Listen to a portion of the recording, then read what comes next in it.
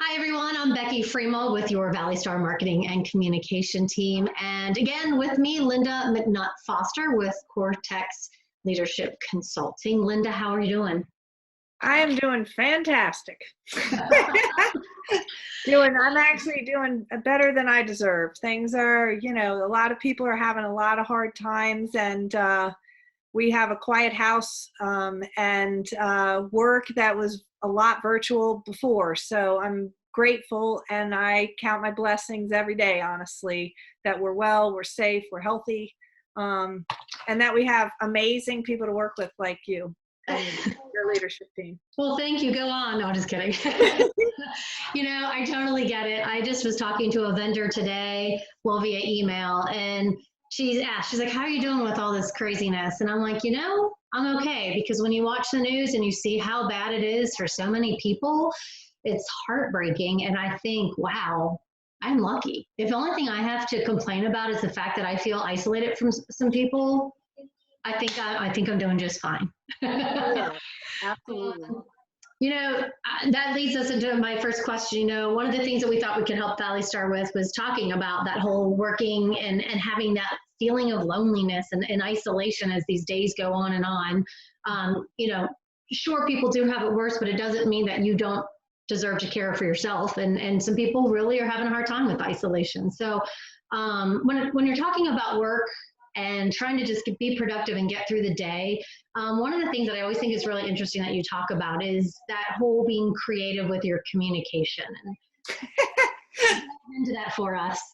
Well, I think there's a couple of parts to that. I think the isolation is an important thing for us to address for a moment, about the fact that we had these, when you work with other people, you have this, what's called the serendipitous interaction. And I think even the people that love to be isolated are starting to go, I think I like people a little bit more than what I thought I liked people. And the people that love people are just feeling like, yes, we're having a lot of video conversations a little bit, but what you're actually missing, I think, is these serendipitous bump-ins, where you go to get coffee in the morning and Becky's standing there and we just talk and chat. And we're really missing those moments of connection where we're not involved in task. Yeah. A lot of what's happening right now is just this real task-oriented sort of conversations that are happening. And so how do you create serendipitous conversation? You don't schedule everything. Right. And you use video because I would see you. Mm-hmm. So you might, if you have an iPhone, use FaceTime and just call Becky FaceTime, call your friend, call your coworker, and just, it's the video. And they're like, oh my gosh, it's a person right there. And no, it's not scheduled. And maybe it's just, maybe you could start doing some peers and do some check-ins. And so for this week, I'm going to check in with these 5 people, and these 5 people are going to check in with those people, and start creating these just quick conversations that you would have when you normally work with each other. When you say that too, it's such a good thing, like you said, to kind of do those one-offs, because every morning our marketing team starts with a 9 a.m. huddle.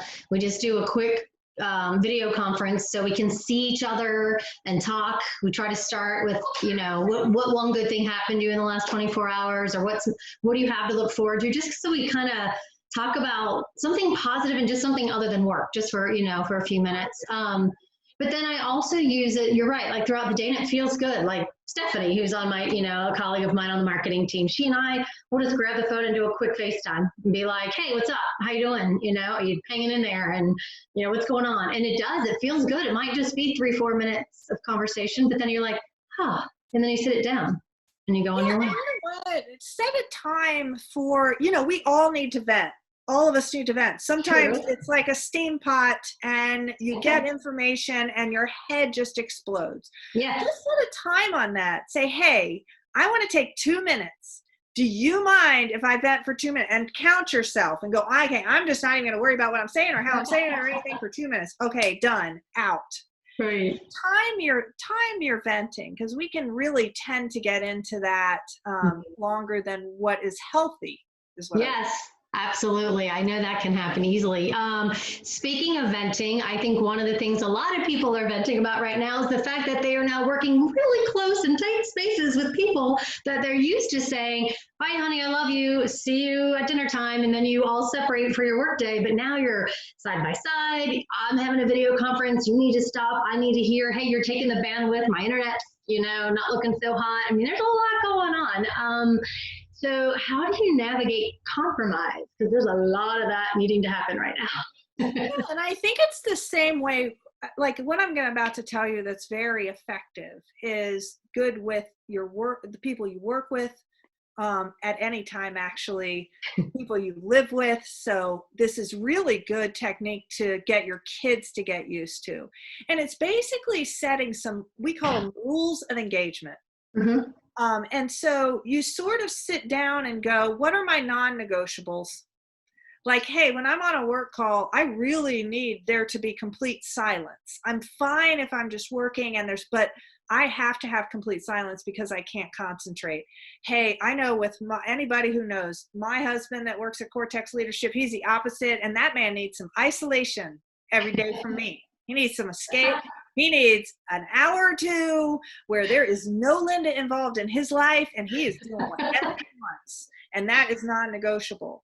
So, when you go around, you can't set a million non-negotiables. Right. When you really think about them and communicate them to one another, it's really just boundary setting up front instead of yelling about it when the person has completely annoyed you.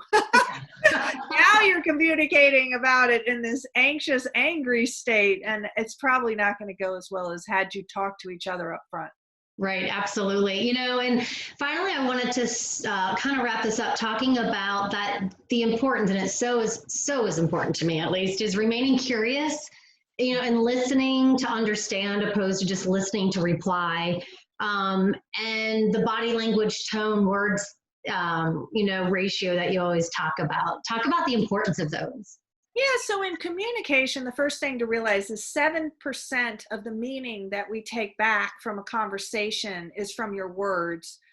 38% is the tone of voice, and 55% is body language. So we need to listen with our whole self and be present, and we need to listen for information, not confirmation. So I don't know what you're going to say. I'm not already figuring out an answer to you. I'm looking like I'm actually, the questions I'm going to ask you are stuff I don't know. And I actually want to know about. It's not setting up almost my reply. Like you ask what's called a rhetorical question. Like I already know the answer to it, but I'm going to ask you anyway. Right. So, yes, like listening is very effective. And how do you know you're listening? When you repeat back to them what they said and they go, yes, that's what I meant by that. Right. And you ask them the same thing. Then you start getting used to how you're landing on how your communication is with that person and how effective it is. Because if they're misinterpreting everything you're saying, then something's wrong. Like there's a gap. There's a bit. So, yeah, absolutely. Awesome. Those are my questions that I'm hoping will help some people. Honestly, I do have one last question. Just how are you doing? How are you doing with all this? Yeah, I'm using every tool I got. I'm using every relationship I have I needed to get one of those small business payroll loans. And I spent the weekend reaching out to the Chamber of Commerce president, who I'm good friends with, and heads of banks going, who's doing the loans on? So I'm using every tool we teach to stay calm and strategic, so I can show up as my best self during this for other people. Right. I hear you. Well, hang in there, sister. You too. All right. Thanks, Lynda. Thank you.